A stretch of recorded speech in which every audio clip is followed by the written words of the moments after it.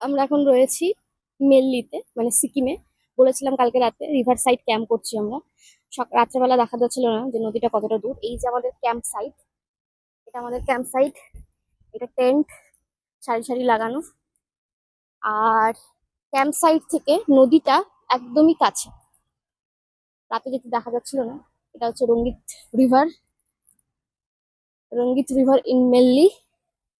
এতটাই কাছে আমাদের ক্যাম্প সাইট থেকে। আর ভেতরে ঢুকে একবার দেখাচ্ছি ক্যাম্পের ভেতরে।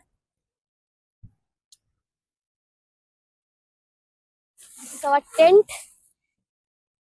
ভেতরটা একবার দেখিয়ে দাও। প্রচুর স্পেস আছে, মানে একসাথে 3 জন থাকা যাবে এমন স্পেস আছে, অনেকটা বড়।